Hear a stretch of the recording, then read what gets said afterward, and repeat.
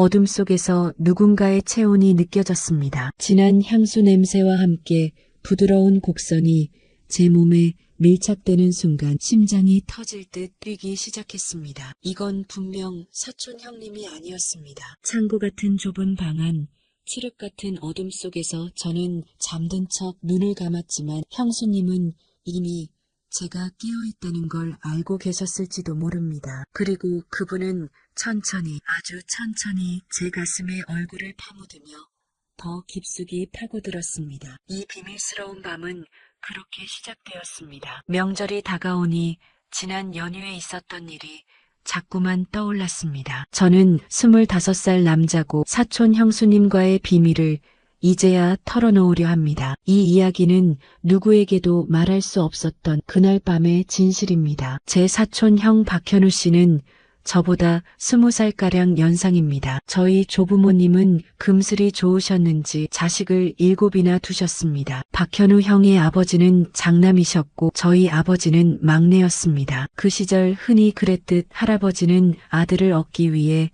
딸만 계속 낳으셨고 결국 7번째에 아버지를 얻으셨습니다. 큰아버지가 어릴 적 몸이 약하셨다는 이유로 혹시 모를 상황에 대비해 아들을 하나 더 두려하셨던 모양입니다. 아버지는 어린 시절 누나들만 5인 집안에서 자라는 게 싫었다고 하셨지만 지금은 형제자매들과 의지하며 살 수 있어서 오히려 만족하신다고 말씀하십니다. 큰아버지와 아버지만 해도 10살 차이가 나니 당연히 박현우 형과 저 사이의 나이 차도 상당했습니다. 그래도 어렸을 때 형은 저를 정말 잘 챙겨주셨습니다. 시골 할머니 댁에 내려가면 형이 처음으로 오락실에 데려가 주셨고 PC방이 생겼을 때도 게임이라는 신세계를 알려주신 분이 바로 형이었습니다. 형님이라 부르기엔 너무 어른 같으셨지만 저는 지금까지도 형님하며 따르는 사이입니다. 박현우 형은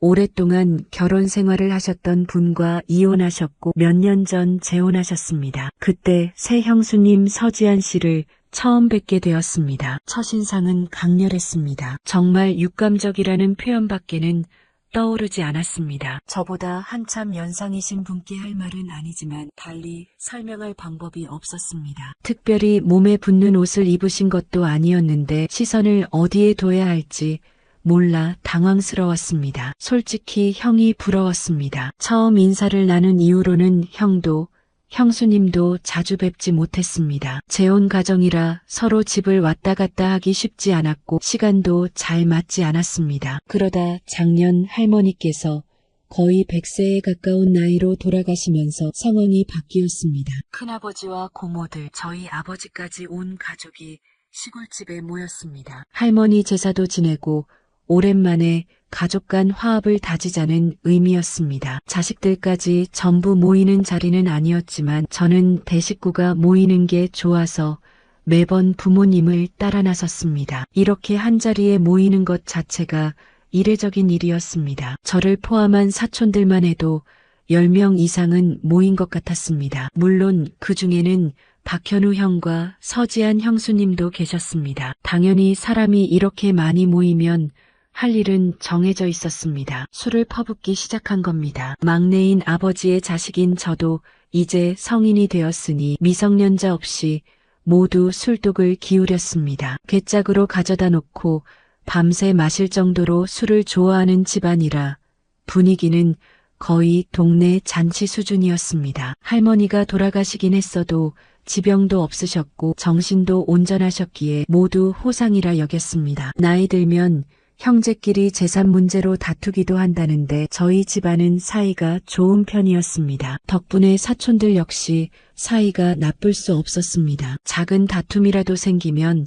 이미 부모님 선에서 정리되곤 했으니까요. 그날 저녁 어른들과 사촌들 상을 나눠 마당에서 고기를 구워 먹으며 술잔을 기울였습니다. 저는 너무 과하게 마시지 않으려 애썼습니다. 혹시 모를 술버릇이 나올까봐 조심했습니다. 그러다 보니 하나둘 취한 사람들이 시골집 곳곳에 방으로 들어가 잠들기 시작했습니다. 시골집이 꽤 넓어서 거실이며 안방이며 남녀를 나눠 널브러져 잤습니다. 창고 같은 작은 방에도 이불을 깔아뒀는데 원래는 박현우 형이 자기로 되어 있었습니다. 다른 짐들이 쌓여 있어 딱 한 사람이 누우면 비좁을 정도의 공간이었습니다. 형은 어릴 때부터 할머니 집에 자주 오셔서 그 방에 익숙하다며 자처해서 거기서 자겠다고 하셨습니다. 다른 사람들도 불만이 없었습니다. 외풍도 심하고 먼지까지 쌓인 짐더미가 있는 방이었으니까요. 그런데 형이 술에 진탕 취하셨는지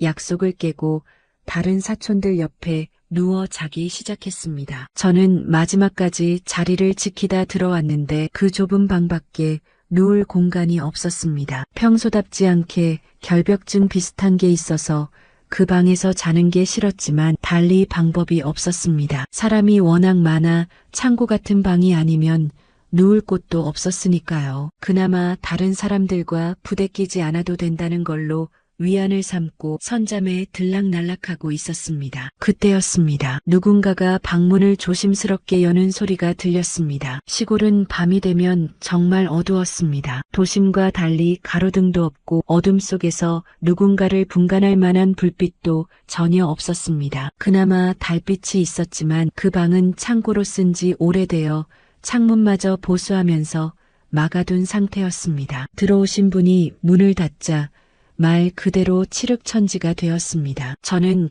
그저 술에 취한 박현우 형인 줄로만 알았습니다. 그 방은 창고이자 방이라 표현했지만 생활 공간과 완전히 분리되어 있었습니다. 실내에서 신발을 신고 나와 마당을 약간 가로질러야만 갈 수 있는 구조였습니다. 형이 아니라면 거기 들어올 사람이 없으니 당연히 형일 거라 생각하고 자는 척했습니다. 술 기운이 돌아 일어나기도 귀찮았습니다. 형이 오시면 좀 비좁더라도 비켜 자야겠다고만 생각했습니다. 그런데 아무리 잠에 취하고 술 기운이 돌아도 옆에 눕는 게 남자가 아니라는 건 알 수 있었습니다. 진한 화장품 냄새와 달콤한 향수 냄새가 코를 찔렀으니까요. 그분이 휴대폰을 들어 저를 이리저리 비춰보는데 눈을 살짝 뜨고 보니 서지한 형수님이었습니다. 형이 거기서 주무시는 줄 알고 오신 것 같았습니다. 속으로는 형이 아닌 걸 아셨으니 이제 나가시겠구나 생각했습니다. 그런데 분명 핸드폰 불빛에 저를 확인하셨을 텐데 형수님은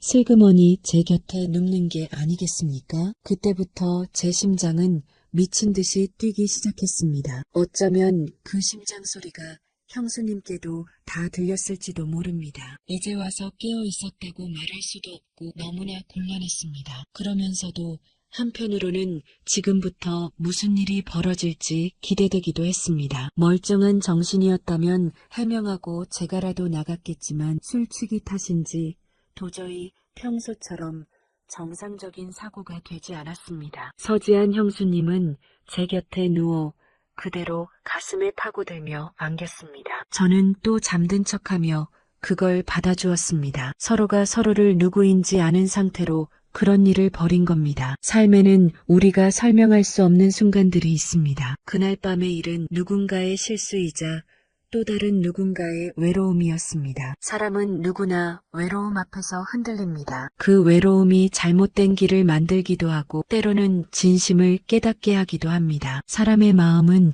이성으로만 움직이지 않습니다. 사랑과 후회, 욕망과 연민이 뒤섞여 만들어낸 감정의 그림 속에서 우리는 조금씩 자신을 배우고 인간을 이해하게 됩니다. 세상에 완벽한 사람은 없습니다. 잘못된 선택이었을지라도 그 안에서 자신을 돌아보고 다시 따뜻함을 찾는다면 그것 또한 삶의 한 조각일 것입니다. 노후의 여정은 이런 인생의 이야기들을 통해 누군가의 지난 날을 그리고 우리의 오늘을 비춰봅니다. 당신의 마음에도 남모를 외로움이 있다면 부디 그 외로움이 누군가를 상처내는 불빛이 아니라 스스로를 비추는 따뜻한 등불이 되길 바랍니다. 오늘의 이야기가 마음에 남으셨다면 구독과 좋아요, 알림 설정으로 함께 해주세요. 당신의 한 번의 관심이 또 다른 인생의 여정을 이어주는 힘이 됩니다. 노후의 여정은 언제나 당신의 이야기를 기다립니다.